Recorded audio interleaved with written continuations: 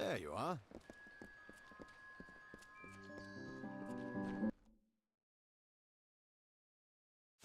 Have a seat. It's your fault that I can't pay my tab, you know? I wasn't ever supposed to come back here in the first place. I've spent the last 20 years knowing what fate had in store for me. And then you... Damn it. I thought I had my life figured out.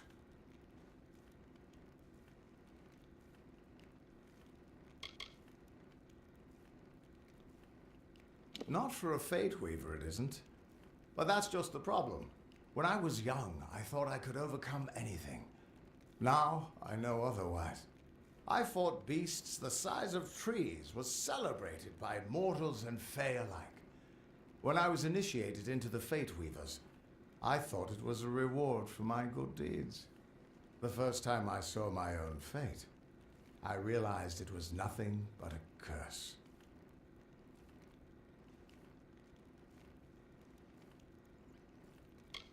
Naturally. But it wasn't a hero's death, like I'd always assumed. It was a coward's death, old and alone, like any mortal. I tried to avoid it, but I knew it'd find me. It was terrible, but I knew it was part of fate's greater plan. Then you came and changed that future. You stole my part in the tapestry. I was at peace with knowing the worst. But what do I do now that there's nothing to know?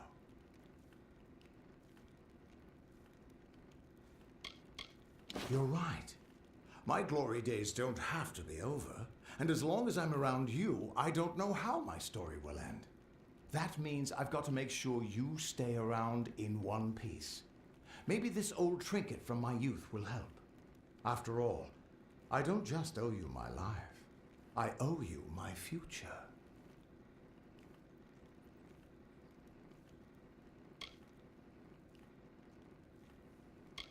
Why, I once tracked a Yeth of Avgrun on a moonless night by smell alone. Fey or not, I could have tracked those Tuatha sober. They've set up in a cavern north of town, complete with some way of scrying your location. That's how they found you so easily. I have a plan, but it'll take the both of us to work.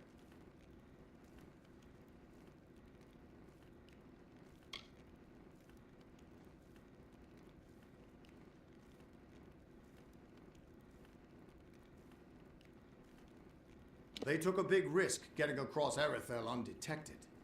All to attack one single objective. You. They're using something big to track you. They call it the Eyes of Tirnoch. Smash it, and they won't be following you anymore. The main entrance is heavily guarded, and will require a strong attack. The other route is trapped. It'll need a subtler approach.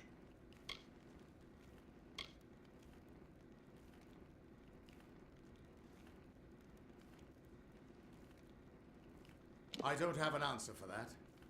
I can't imagine what about you made Gadflow send his troops across the continent. Good, good. I'll charge in the front and get their attention. You slip in and smash the Eyes of Tirnoch. That way we'll make sure they can't escape to report back to whoever sent them here. Good luck. Aye.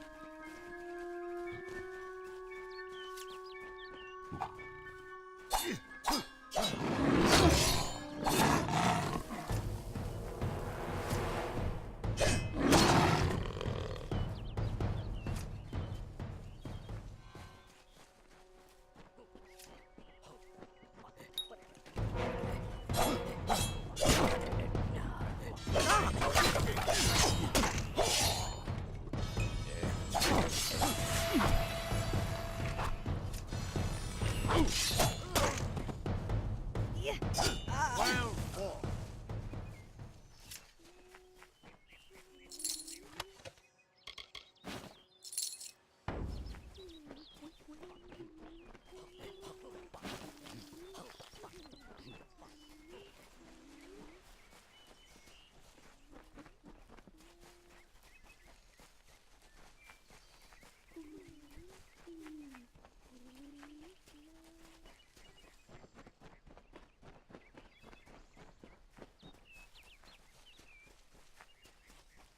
This is their escape route.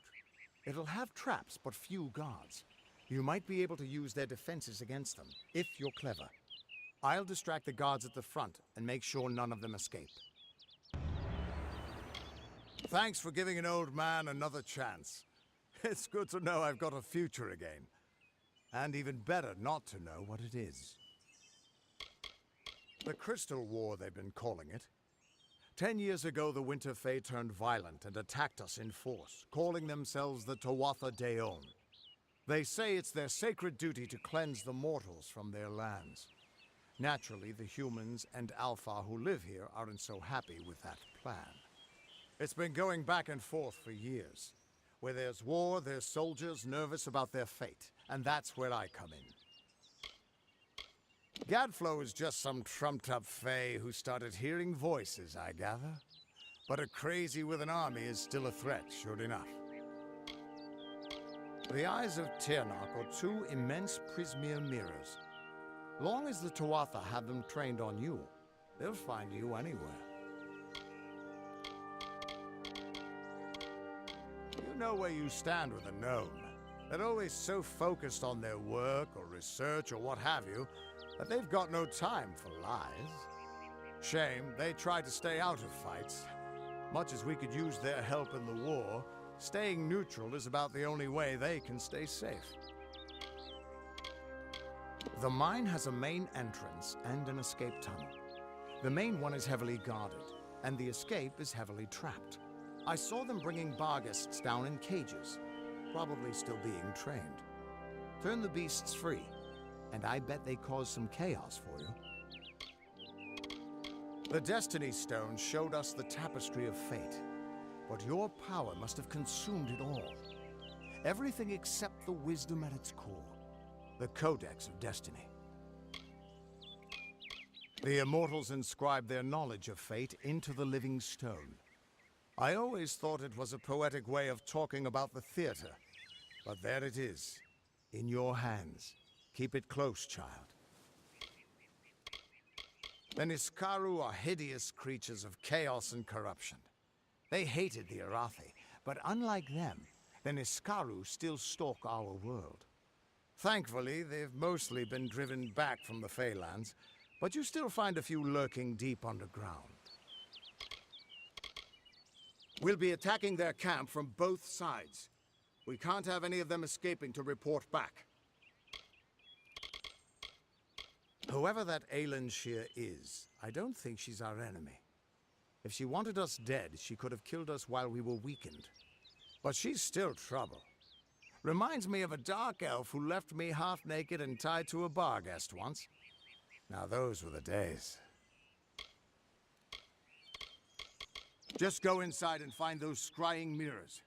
Don't worry, I'll be coming along to help. Good luck. I'll see you inside.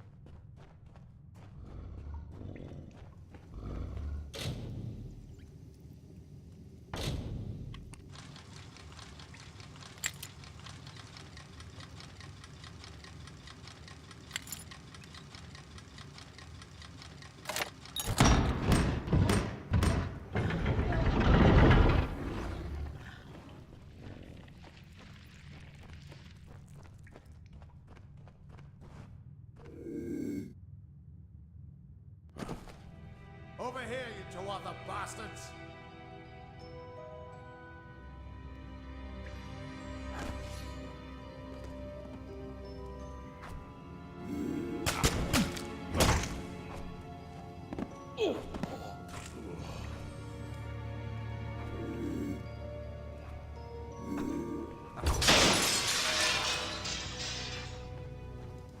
Undying mortal has grown tired of running, has he? Decided to fight back? Can you tell me the difference between a creature of nature and a child of dust like yourself? We children of nature know our roles. Meek and mighty, prey and predators, life and death, all serve the cycle. You children of dust do not know your place. You come into our land. You come to face your hunters. And you don't know when to die.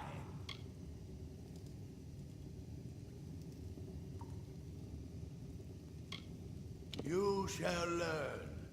In time, all mortals will know the might of Gadflow, blessed herald of the merciful Tyrnarch. All mortals end, even if some are more persistent than others.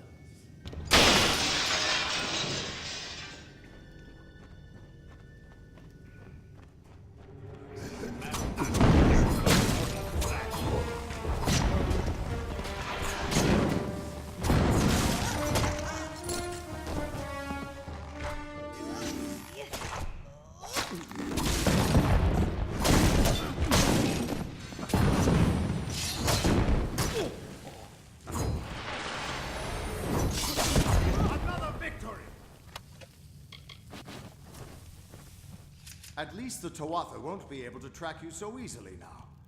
But it looks like you've got the personal attention of their king, Gadflow.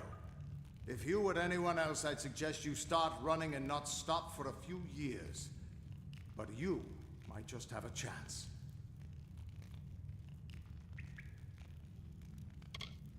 You're a mortal that survived death. You exist outside of fate.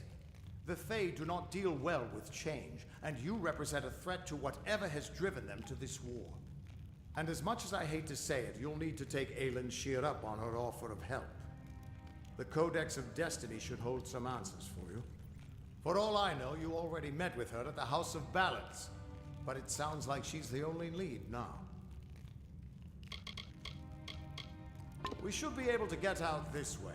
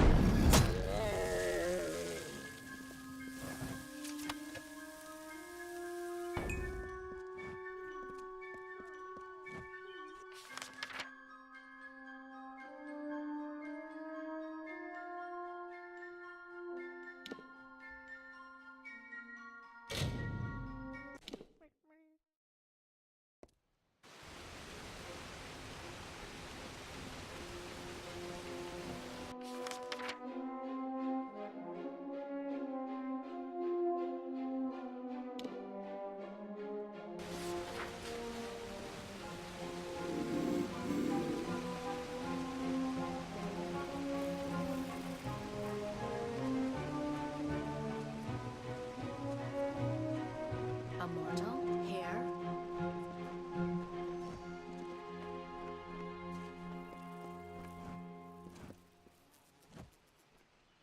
What business have you with the House of Ballads? He is Wenson the Bold, Falcon of the Tyr, Annihilator of Elkmar, Captain of the Gilded Gorgon, Grasper of the Spear of Light, and Baron of the Forsaken Plain. Wenson founded the House of Ballads many seasons ago. It was meant to be a source of pride for all Summer Fae. The creation of a new form of magic, a permanent magic, was a necessity for our kind. The rise of the mortal races lore stones are a faulty method of remembrance, one that can be changed, destroyed.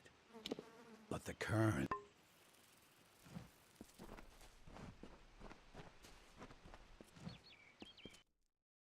Glynel, I assure you it's an ancient codex, just like in the tales. Intriguing. And why would such a thing Greetings, be revealed child to of a the child dust. of dust?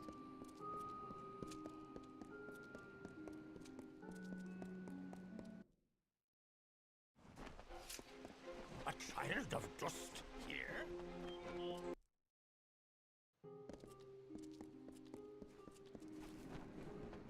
Let me take a look at you. Ooh, very fair you are. Too fair for the House of Ballads, that is certain. I tend to enjoy the company of mortals. So fleshy. I'm Ilova, instructor in the persuasive arts. That includes seduction, but you probably guessed that.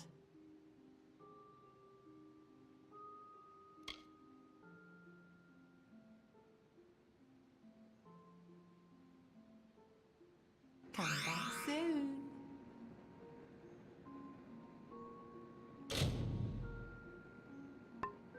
Always a pleasure to gaze upon your sweet face. How can I make you smile today? Please tell me it's something improper.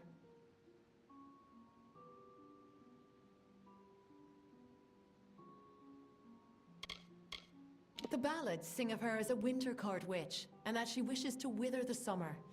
Me, I believe her affections for Wenson are quite real. I've met him, I know.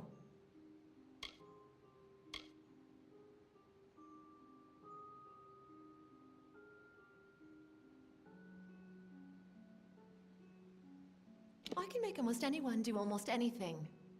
Don't believe me? Ask one of my many admirers. I'm willing to make you privy to my secrets. For a price. I was brought here by Ferrara himself. Forbidden love can lead you in the strangest of directions. Here I am at the House of Ballads, and I won't even hold a sword. Care to be my squire? Intense relationships they are. Very intense. Many moonlit evenings are expected. Come back soon.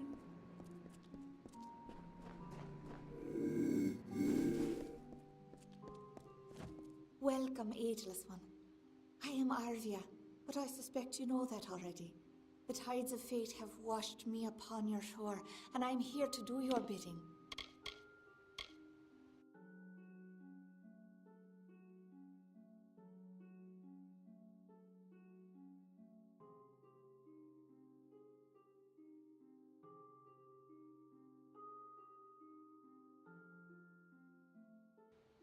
Until we meet again.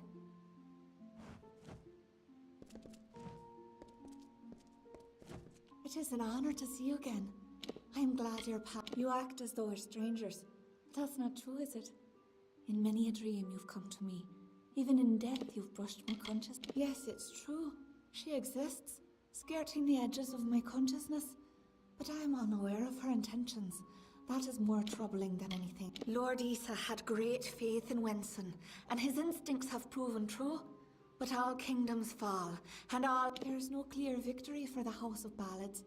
I see nothing. Only you. I am but a tool of the Destinies, a mouthpiece for their changing voices.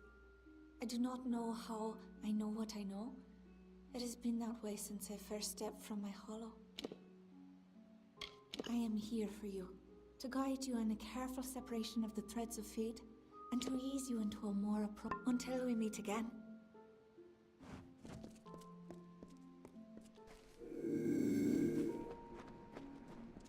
Why, hello.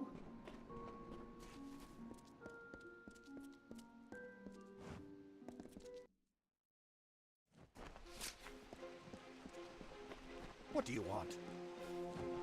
You can't possibly expect to compete for a seat in the House of Ballads. Yes?